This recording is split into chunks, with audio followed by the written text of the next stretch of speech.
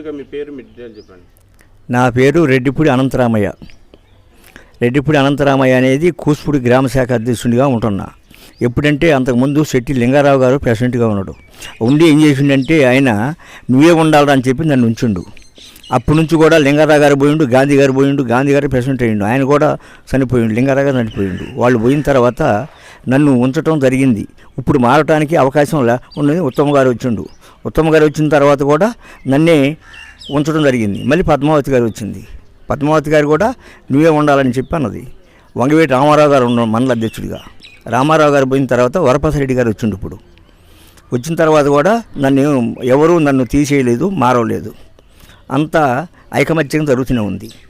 అంతకుముందు వంకాలపాటి నరసయ్య గారు అనేది ఉండేవాడు. ఆయన గోండ్యాల. వంకాలపాటి నరసయ్య గారు నాకు పెద్ద కుడిభుజం. నాకు అంత ఏ జరిగినా గడ్డిపోస కూడా పడనీళ్ళ నా మీద.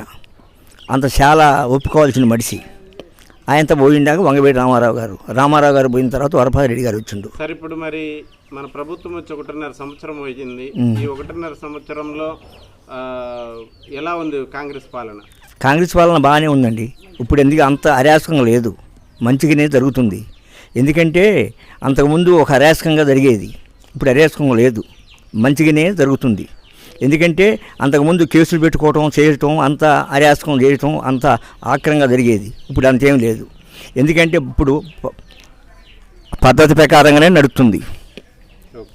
ఇప్పుడు పథకాలు ఎలా అమలు అవుతున్నాయి? ప్రజాస్పందన ఎలా ఉంది మీ గ్రామంలో? ప్రజాస్వామ్యం అంటే జరుగుతూనే ఉంది. ఎందుకంటే ఇప్పుడు రోజుగారు పని పెడుతున్నారు, అది జరుగుతూనే ఉంది. మళ్ళీ కోటా బియ్యం 3 నెల పోయి 3 నెలల బియ్యం ఇస్తున్నారు ఒకసారి, అది కూడా జరుగుతూనే ఉంది. ఇక వాళ్ళు చేసే పనుల మట్టికి ఏది అబద్ధం లేదు. మళ్ళీ రేపు రైతు బంధు ఇస్తామని చెప్పి అంటున్నారు. రైతు బంధు కూడా జరుగుతుంది, రైతులందరికీ కూడా అవకాశం ఉంటుంది. అర్జనుల గిరిజనుల మొత్తానికి కూడా అవకాశమే ఉంది. ఆ రుణమాఫీ కూడా అవుతుంది. మాకు కూడా అప్పుడు అయింది. ఇప్పుడు కాల అయింది. ఇప్పుడు అది ఒకసారి అయింది. మళ్ళీ ఇప్పుడు ప్రభుత్వం వచ్చాక ఒకసారి అయింది, మళ్ళీ కూడా అయింది. ఇప్పుడు రైతు బంధు చేస్తానని అంటుండు. ఈ నెల కాక వచ్చే నెలలో రైతు బంధు చేస్తానని చెప్పి అంటుండు. సార్, ఇప్పుడు మరి పద్మావతి మేడం గారు మరి కార్యకర్తలకు కానీ మీలాంటి వాళ్ళతో కానీ ఎలా అందుబాటులో ఉంటున్నారు? చాలా మంచిదండి. పద్మావతి గారు 100కి 100 రూపాయలు చాలా మంచిది. అంత ఉత్తమరాలు లేదనిపించింది నాకైతే. చాలా మంచిది, అందరిని కలుపుకొని పోయే మనిషి పద్మావతి గారు అంటే. చాలా ఒప్పుకోవాల్సిన మనిషి. సార్, ఇప్పుడు మరి ప్రతిపక్ష పార్టీలు కాంగ్రెస్ పార్టీ ఫెయిల్ అయింది, ప్రజలకు ఏం చేస్తలేదు, ఈసారి ఓడిపోద్ది, మనమే వస్తామంటుండ్రు కదా, దీని మీద మీ కామెంట్? వాళ్ళు అంటారండి, ప్రతిపక్షం పార్టీ వాళ్ళు దుమ్మెత్తిపోతారు, రాళ్ళు వేస్తారు, రప్పని చేస్తారు, అన్నీ చేస్తారు, చేసే వ్యవహారాలన్నీ. అవి ఇప్పుడు జరగనిది ఏముంది, మనం చూడండి ఏముంది, ఎప్పటి నుంచో జరుగుతున్నాయి అవి. ఇప్పుడు మరిచెన్నారెడ్డి గవర్నమెంట్ కాడ నుంచి కూడా జరుగుతూనే ఉన్నాయి, ఎన్టీ రామారావు గవర్నమెంట్ కాడ నుంచి జరుగుతూనే ఉన్నాయి. అది జరుగుతూనే ఉండేగా, మనం చూస్తూనే ఉన్నాం కదా. అవన్నీ జరిగేవన్నీ లెక్క కాదు మనకి. ఇప్పుడు ఏం జరుగుతుందని మనం చూసుకోవాలి. ఇప్పుడు మన పార్టీ ఏం చేస్తుంది, మన ముఖ్యమంత్రి ఏం చేస్తుండు. మన ముఖ్యమంత్రి మట్టికి చాలా ఒప్పుకోవాల్సిన మనిషి. ఇలా మన ఉత్తమ్ గారు కూడా పద్ధతిగా ముఖ్యమంత్రి ఈయన మంత్రిగా అయ్యిండు కాబట్టి ఇప్పుడు కూడా మనకి చాలా సంతోషంగా ఉంది. దాని అభ్యంతరం ఏం లేదు, అందుబాటులో ఉంటుంది. గ్రామంలో అభివృద్ధి ఏం జరుగుతుంది మరి 1.5 సంవత్సరం నుంచి? అభివృద్ధి జరుగుతుందంటావు. ఇప్పుడు అంతకుముందు రోడ్డు పోశారు గ్రామంలో. వచ్చింది ఉత్తమ్ గారు వచ్చిన తర్వాతనే బజార్ రోడ్లు జరిగినాయి. ఆ తర్వాత మళ్ళీ ఇక రోడ్లు అయిన తర్వాత చాలా మందికి పింఛన్లు ఇప్పించడం జరిగింది.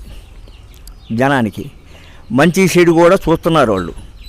ఉత్తమ్ గారు కూడా మంత్రి అయినా ఆయన గవర్తం లేదు, చాలా మంచిగా చూడటం జరుగుతుంది. ఆయన ఒప్పుకోవాల్సిన మనిషి, 100కి 100 రూపాయలు చాలా మంచిది.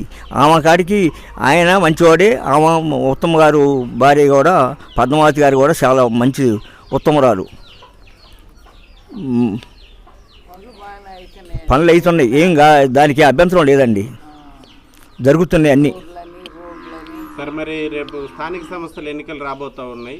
మరి ప్రజలు ఎవరికి ఓటే వచ్చే అవకాశం ఉంది? ఇప్పుడు ఎట్లా అంటే ప్రజా ఎన్నికల్లో రేత్రి వచ్చి డబ్బులు ఇచ్చిపోయే జనం ఉంటారు. ఉండా కూడా మంచి షేడు చూసి ఓట్లు వేసే వాళ్ళు ఉండారు. దాన్ని ఇచ్చినా వద్దంటారు, మళ్ళీ తీసుకుంటామంటారు, బలవంతంగా ఇచ్చినా తీసుకుంటారు, తర్వాత మటుకు ఓట్లు మట్టుకు వేసేది కాంగ్రెస్కే. అది తప్పనిసరిగా జరుగుద్ది అది.